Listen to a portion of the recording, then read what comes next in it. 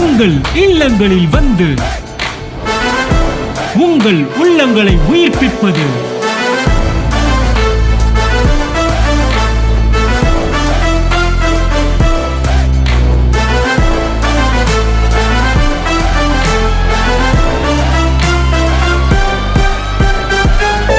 உங்கள் channel DJ. சகோதரி Chitra and Sarankumar அவர்களுக்கு தேவன் அழகிய ஒரு குழந்தையை கொடுத்துருக்கிறார். ஸோ அவங்க அதுக்கு முன்னாடி ஒரு சாட்சி சொல்லுவாங்க. அதுக்கு பிறகு வந்து இந்த குழந்தையை கர்த்தர் கொடுத்ததுக்கான சாட்சி.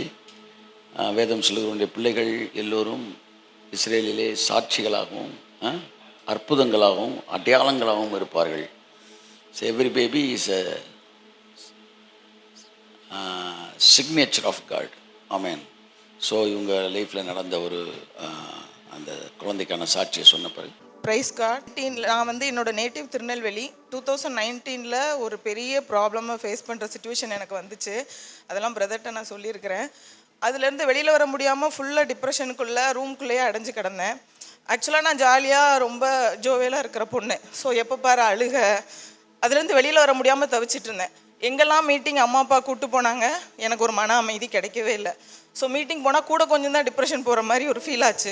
ஸோ என்னை வந்து எங்கேயும் கூப்பிடாதீங்க, ஓப்பனாக சொல்லிட்டு நீங்கள் எங்கேனாலும் போங்க, நான் தனியாக வீட்டில் இருந்துக்குவேன் அப்படின்னு சொன்னேன். ஓகே அப்படின்னு சொல்லிட்டு விட்டுட்டாங்க. அப்புறம் ஒரு பைபிள் காலேஜில் ஜாயின் பண்ணுற ஆப்பர்ச்சுனிட்டி வந்துச்சு. சரி ஓகே ஜஸ்ட்டு போய் பார்க்கலாம் அப்படின்னு போனேன். ஃபஸ்ட்டு கிரேஸ் ப்ரீச்சிங்கை நான் அங்கே தான் கேட்குறேன். ஓ நல்லா இருக்குது ஓகே அப்படின்னு சொல்லிட்டு இருந்தேன். அப்போ ஒரு அங்கிள் வந்து ஆக்சுவலாக அவங்களுக்கு தேங்க் பண்ணணும். அவங்க தான் எனக்கு பிரதரை இன்ட்ரோ கொடுத்தாங்க.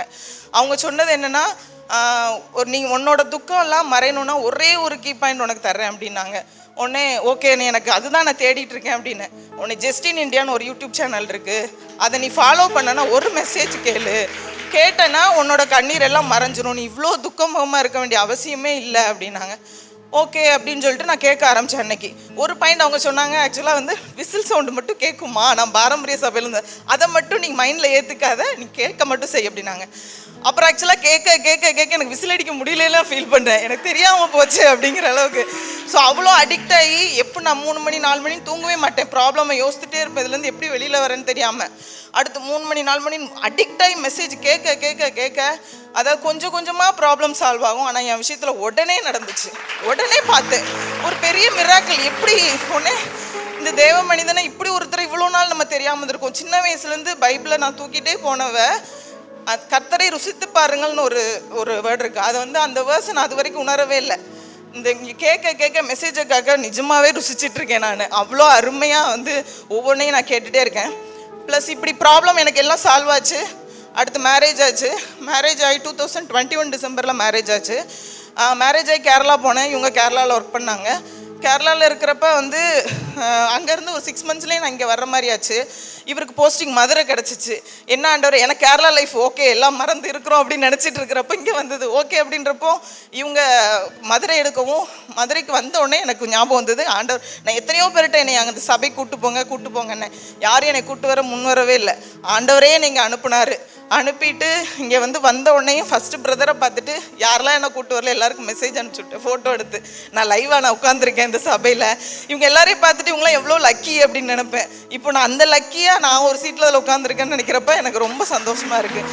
ப்ளஸ் வந்து உட்காந்து பார்க்குற மாதிரி December 11, 2022 நான் first anniversary, actually late marriage, first anniversary நான் செலிப்ரேட் பண்ணிட்டு நான் பிரதரை நானும் என் ஹஸ்பண்டுமா பார்க்க வந்தப்போ இதுவும் ஒரு பெரிய மிராக்கிள். நான் பார்த்த வரைக்கும் சின்ன வயசுலேருந்து ஆவியில் நிறைஞ்சு ப்ரேயர் பண்ணுவாங்க, நிறைய எனக்கு சொல்லலாமல் என்னது நிறைய அப்படி சொல்லுவாங்க. பட் எதுவுமே எனக்கு நடந்ததில்லை.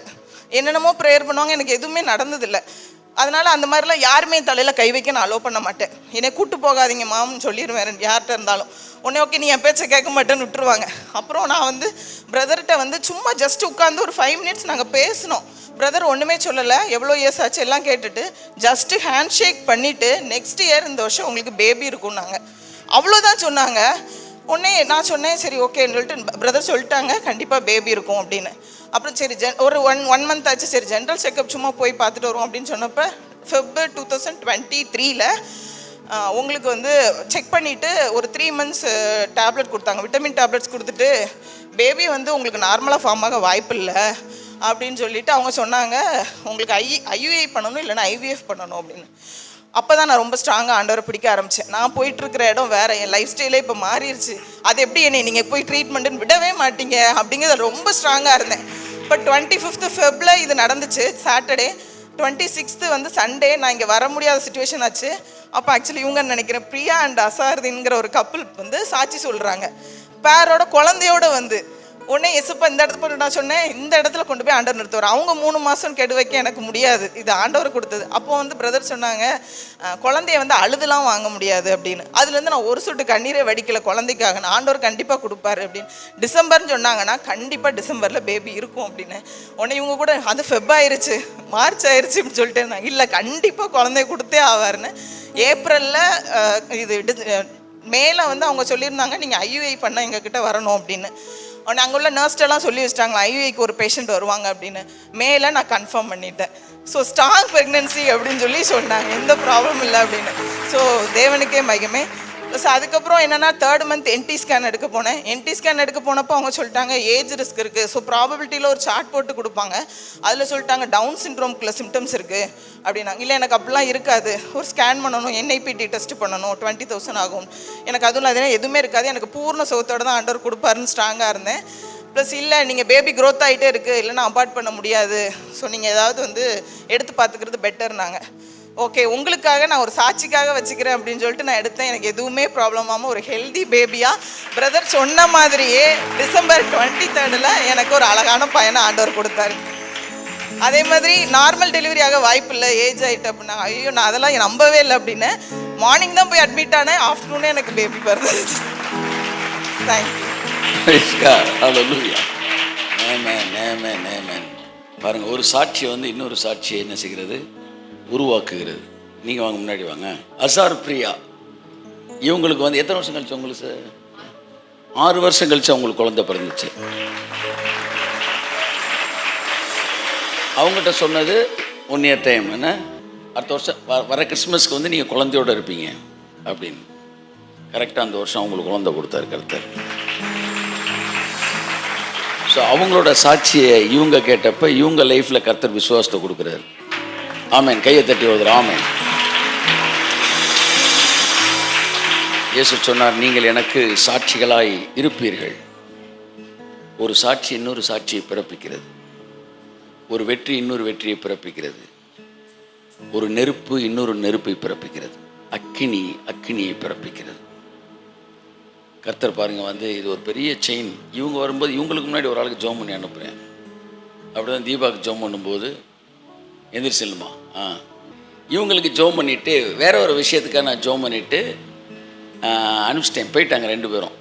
போன பிறகு திரும்ப அவன் சொன்ன கூப்பிட்டு நீ வந்து குழந்தைக்கு ஜோம் பண்ணுனாரு. உடனே நான் திரும்ப ஃபெலிக்ஸ் திரும்ப வாங்கன்னு சொல்லி வர சொல்லிவிட்டு 2 பேருக்கு ஜோம் பண்ணிவிட்டு இந்த மாதத்தில் கடவுள் உங்களுக்கு கன்ஃபார்ம் பண்ணுவார் அப்படின்னு சொன்னார். அதே மாதத்தில் அடுத்த 4 நாளில் வந்து தே காட் எ கன்ஃபர்மேஷன். இன்றைக்கு எலியா என்கிற ஒரு சிறப்பான ஒரு குழந்தையை கர்த்தர் கொடுத்துருக்கிறார். கரங்களை தட்டி கர்த்தர் கண்டி சொல்லுவார்.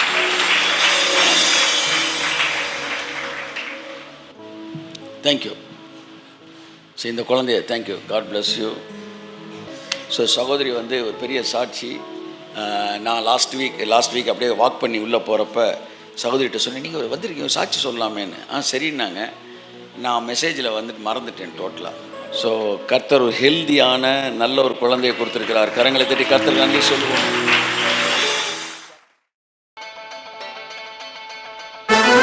உங்கள் இல்லங்களில் வந்து உங்கள் உள்ளங்களை உயிர்ப்பிப்பது